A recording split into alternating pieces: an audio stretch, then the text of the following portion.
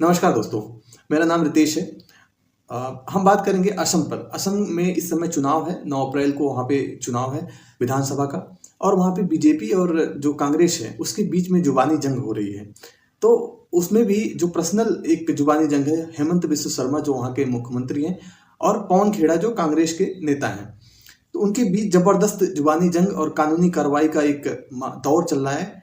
तो बात ये है कि पवन खेड़ा है, जब अभी चुनाव का माहौल है, जब प्रचार में लोग लगे हुए थे, तब पवन खेड़ा ने एक आरोप लगाया जो हेमंत बिस्व शर्मा है उनकी पत्नी पर। उनका नाम है रिनकी भूइयां शर्मा।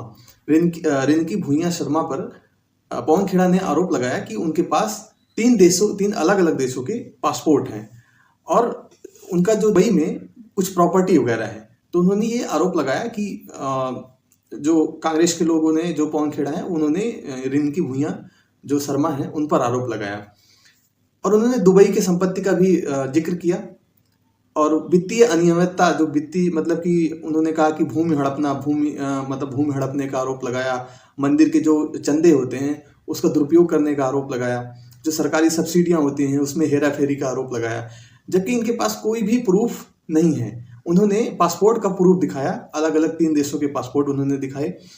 जबकि जो असम के मुख्यमंत्री हैं हेमंत बिस्व शर्मा, वो अपने बचाव में और अपने पत्नी के बचाव में उन्होंने सभी दावों को नकार दिया है। उन्होंने कहा कि ये सब प्रोपेगेंडा है और ये चुनाव के समय में जो राजनीतिक तौर पे इसका इस्तेमाल किया जा रहा है।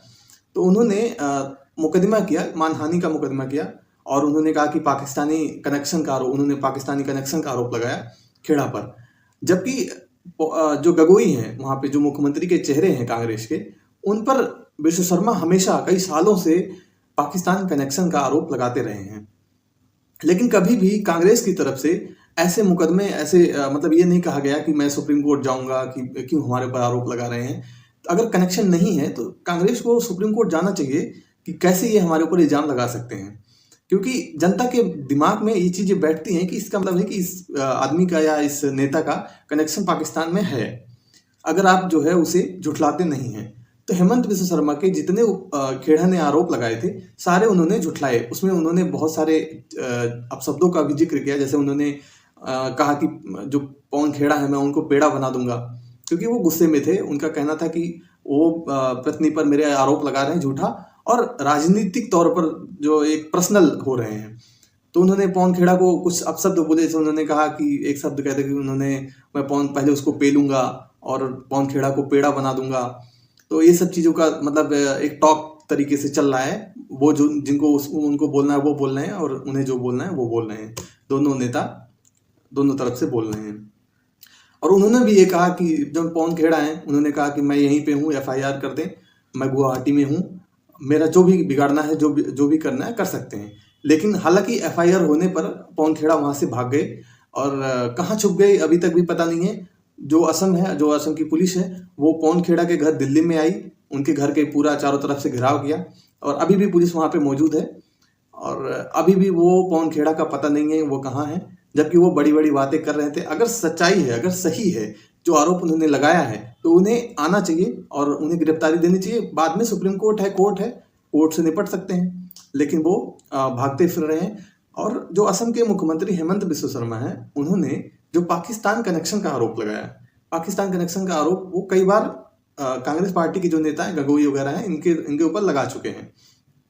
इसमें कहा गया कि पाकिस्तान की कुछ एजेंसियां हैं, जो रिपोर्ट, कुछ वहाँ के जो न्यूज चैनल्स हैं, जो वो हैं, उनके द्वारा जो ये पासपोर्ट वगैरह है इसका इस्तेमाल किया गया, बनाया गया।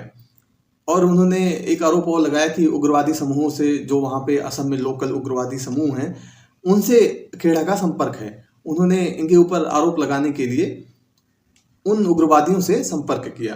तो ये सारी चीजों पर उन पर FIR हुआ है। और सारी जनता जो आप देखते हैं कि जनता के सारे मुद्दे दब गए।